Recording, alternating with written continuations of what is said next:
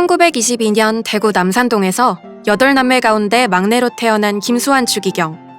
김수환 추기경의 집안은 대대로 천주교와 인연이 깊었습니다.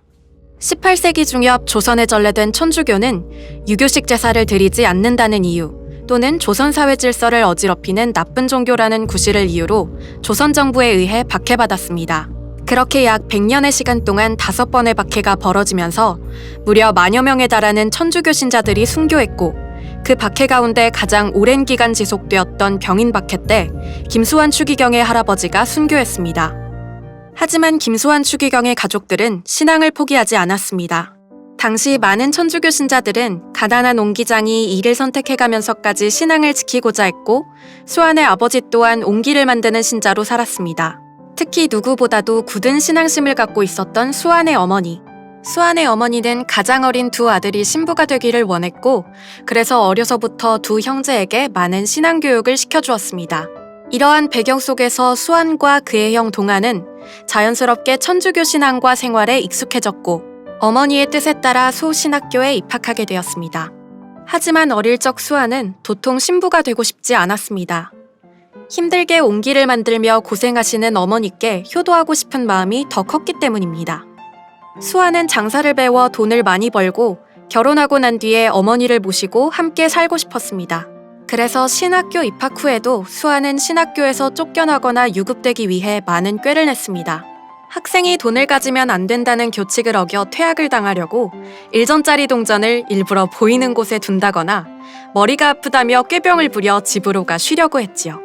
하지만 신부님들은 딱히 동전을 갖고 있다고 혼내지도 않았고, 심지어 꾀병을 부리다 진짜로 축농증이 있다는 걸 알게 되어 치료를 받으러 엉겁결에 한 학기를 집에서 쉬게 되기도 했습니다.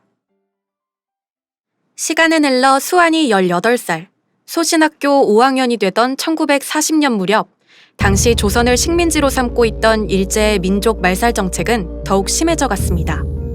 조선어 교육이 폐지되었을 뿐만 아니라 조선어의 사용조차도 금지되었고, 한국 신민서사 암송과 신사참배, 그리고 창씨개명이 강제 시행되었습니다. 신학교도 민족 말살 정책을 피할 수 없었고, 김수환 추기경은 학교 윤리 과목 시험에서 이런 시험 문제를 보게 되었습니다. 조선 반도의 학도에게 보내는 일본 전황의 치교를 받는 황국 신민으로서 그 소감을 써라. 이는 일제에 대한 앙심을 품고 있던 사춘기 시절의 수환에게 참을 수 없는 모욕과 같았습니다. 그래서 수환은 이런 답안을 제출합니다. 나는 황국 신민이 아님, 따라서 소감 없음. 이 답안을 보았던 당시 동성학교의 교장, 후일 부통령이자 국무총리가 되는 장면 박사는 신학교에 가해질 위험을 고려하지 않은 수환을 꾸짖고 뺨을 때렸습니다. 이 사건으로 수환은 이제 신학교에서 퇴학당하고 더 이상 신부가 될 수 없을 것이라고 생각해 낙담했습니다. 하지만 오히려 장면 박사는 수환을 대구교구의 주교에게 유학 장학생으로 추천합니다. 수환이 가진 강직한 성품을 장면 박사가 기특하게 여긴 것입니다. 그 덕분에 수환은 자신이 갈 줄로는 생각지도 못했던 일본으로 유학을 떠나게 되었습니다.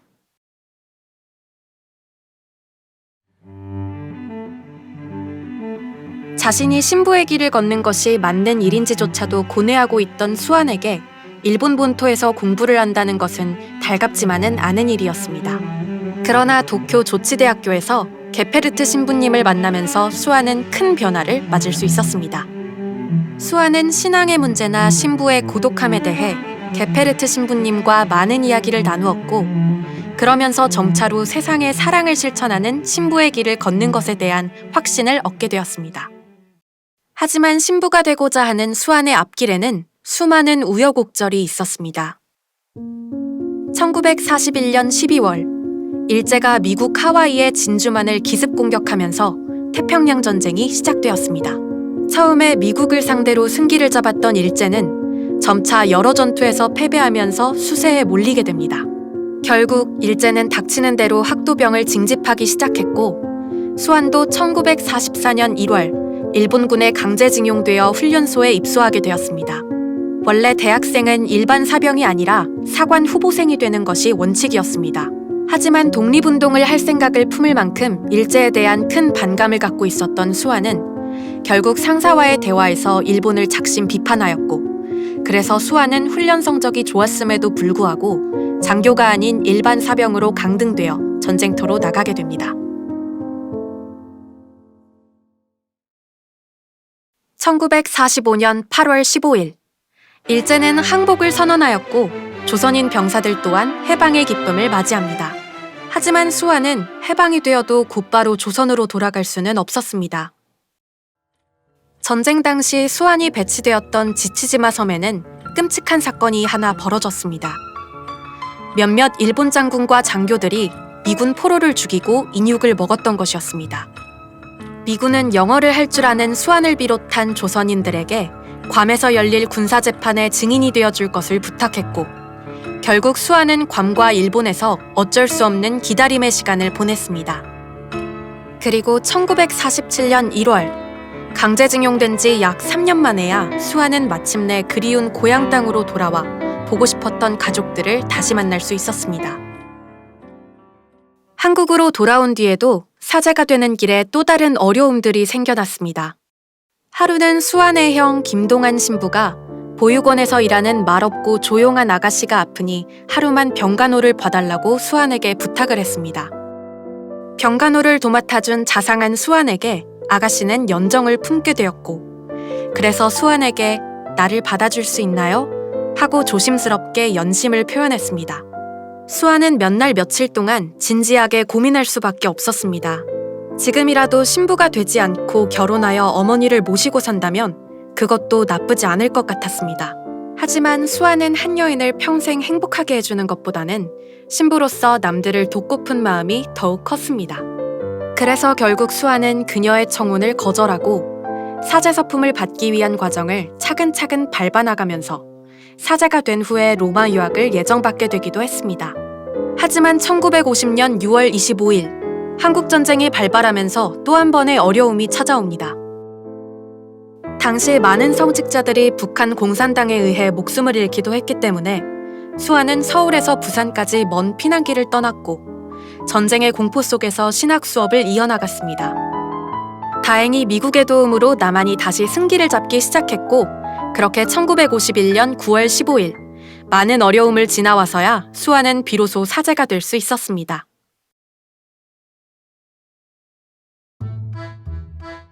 사제로서 새로 태어난 김수환 신부, 그의 첫 사목지는 안동본당이 되었습니다.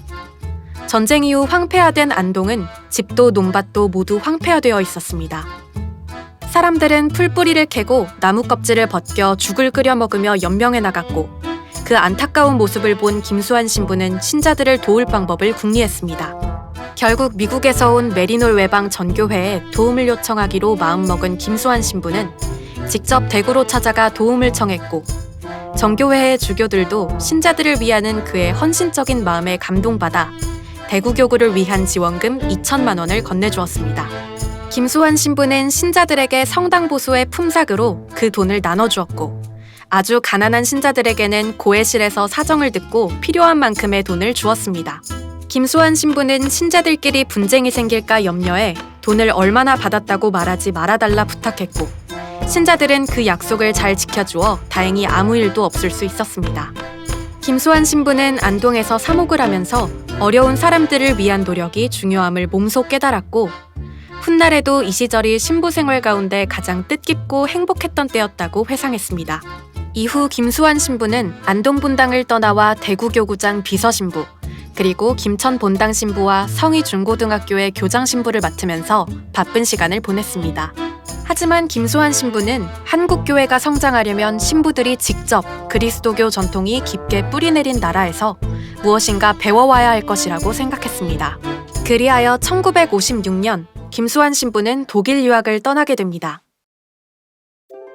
그리고 민스터 대학의 요제프 회푸너 교수 신부에게 그리스도교 사회학을 배움으로써 교회가 하느님의 사랑을 바탕으로 인간 개개인의 평등, 존엄, 자유를 위해 노력하는 역할을 수행해야 한다는 중요한 가치를 배우게 됩니다.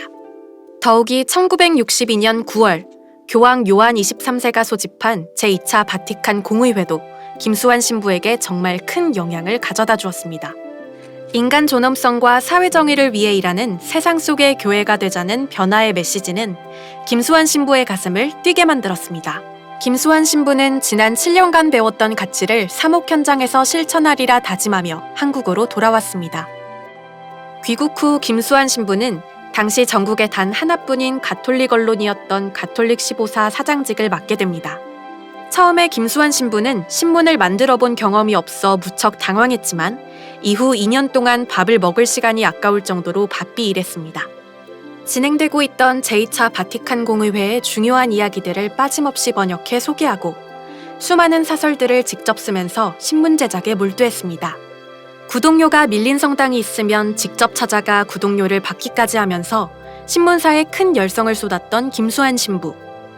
그의 노력들 덕분에 그가 부임할 때는 2만 부 정도 팔리던 신문의 판매 부수는 무려 6만 부까지 늘어났습니다. 그렇게 바쁜 와중에도 김수환 신부는 주말마다 복지시설과 교도소에 방문해 사회에서 소외된 사람들을 위로하고 이야기를 나누면서 그리스도의 사랑을 실천하는 일의 중요성을 가슴속에 되새겼습니다. 어느 날 김수환 신부는 교황대사님께 한번 만나고 싶으니 서울로 올라와 달라는 전화를 받았습니다. 무슨 이유로 자신을 부르시는지 알 수 없었던 김수환 신부는 그 이유를 알고 깜짝 놀랄 수밖에 없었습니다. 그 이유는 바로 새롭게 설립하는 마산교구의 교구장 주교가 되어달라는 임명이었기 때문이었습니다. 김수환 신부는 조금은 부담스러움을 느끼면서도 부족한 자신에게 주교의 소명을 주시는 하느님의 뜻에 순명하기로 하였습니다. 사복 표어는 여러분과 또한 많은 이들을 위하여. 예수님처럼 세상 사람들을 위해 자기 자신을 온전히 내놓고픈 뜻을 담아 김수환 신부는 1966년 김수환 주교가 되었습니다. 동시에 김수환 주교는 가톨릭 노동청년회 총재 주교의 직분 또한 함께 겸했습니다. 당시 대한민국은 정부가 주도하는 경제개발로 급격한 산업화가 이루어졌고 그와 함께 노동자 문제 또한 함께 부각되었습니다. 정부는 노동자의 인권과 복지에 충분한 처우를 보장하지 못했기에 김수환 추기경은 가톨릭 노동청년회를 통해 어려운 상황에 처한 노동자들을 도와 노동자들의 인권과 복지를 보장하고자 했습니다. 그러던 1967년 강화도의 직물회사들은 노조를 만들어 처우 개선을 요구한 노동자들을 불법 해고했습니다. 또 가톨릭 신자들은 공산주의자 신부들에게 선동당했으니 절대 직원으로 뽑지 않겠다는 터무니없는 결정을 내렸습니다. 김수환 주교는 충분한 봉급도 인간적 대우도 받지 못하는 노동자들을 위해 교회가 더욱 적극적으로 나서서 보호해야 한다고 생각했고 그리하여 주교단 공동성명서를 발표해 교회의 강경한 입장을 밝혔습니다. 이 성명서가 발표되면서 언론들은 회사들이 종교를 탄압한다고 비판했고 그제야 정부는 사태 수습에 나서 해고자들을 모두 복직시켜 주었습니다. 결과적으로는 좋은 결말을 맺게 되었지만 김수환 주교는 이 사건에서 앞으로 한국이 겪을 수많은 사회적 문제들을 해결하기 위해 교회가 오래도록 힘써야 할 것을 예감했습니다. 1968년 김수환 주교는 또 한 번 교황대사님께 서울로 급히 올라오라는 전화를 받았습니다. 혹시 지난번 발표한 주교단 성명서가 문제가 있어 그러시는 걸까? 걱정을 안고 찾아간 교황청 대사관에서 김수환 주교는 청천벽력과 같은 소식을 듣습니다. 네? 서울대 교구장 대주교로 승품 말입니까? 김수환 주교를 부른 이유는 바로 교황님께서 김수환 주교를 대주교로 승품하고 서울대 교구장으로 임명하셨으니 그 자리를 맡아달라는 부탁이었습니다. 서울에서 신부로 사목해 본 적도 없었고 이제 2년차 새내기 주교에 불구했던 김수환 주교에게 서울대 교구장의 자리란 너무나 무거운 십자가로 느껴졌습니다. 하지만 자신의 부족함에도 불구하고 신부로서 주어진 소명을 거부할 수는 없었기에 결국 김수환 대주교는 제2차 공의회의 정신에 따라 교회가 모든 것을 바쳐 사회에 봉사하는 세상 속의 교회가 되어야 한다는 메시지를 강조하며 서울 대교구장이 되었습니다. 김수환 대주교가 서울 대교구장이 되고 얼마 지나지 않아서 한국 천주교회는 두 가지 기쁜 소식을 듣게 됩니다. 첫 번째는 병인박해 순교자 24위가 복자품에 오르게 된 것이었습니다. 이는 당시까지만 해도 잘 알려지지 않았던 작은 나라인 대한민국을 굳은 신앙을 가진 순교자의 나라로 알리게 되는 계기가 되었습니다. 또 다른 두 번째 기쁜 소식은 다름 아닌 김수환 대주교가 추기경으로 서임되었다는 소식이었습니다. 교황 다음 가는 지위인 추기경이 한국에서 처음으로 탄생했다는 소식에 그것도 47세라는 나이에 세계 최연소 추기경이 뽑혔다는 소식에 모두의 관심이 집중되었습니다. 당시 교황청과 미국으로 출장을 다녀오던 김수환 추기경은 한국으로 돌아오는 비행기 안에서 생각했습니다. 이 추기경의 영예는 내가 잘나서 얻은 것이 아니라고. 이 은혜는 신앙을 지키기 위해 목숨을 바친 순교자들의 믿음이 한국 교회에 가져다 준 선물이라고. 이처럼 한국 교회에는 기쁜 일들이 찾아왔지만 세상은 혼란과 슬픔이 가득했습니다. 1970년 11월 전태일 열사가 스스로 분신하며 근로기준법을 지켜라. 우리는 기계가 아니다. 라고 외치며 쓰러졌고 명동 성모병원에서 결국 숨지고 말았습니다.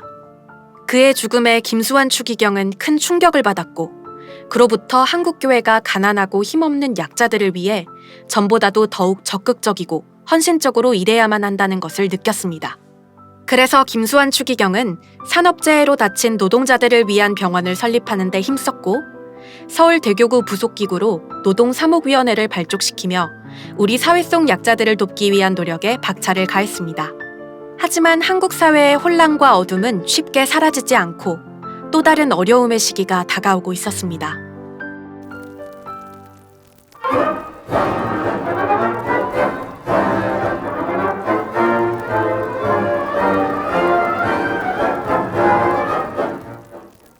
박정희 대통령은 1971년 12월 6일 정부 대변인 윤주영 문화공보부 장관을 통해 국가 비상사태를 선언했습니다.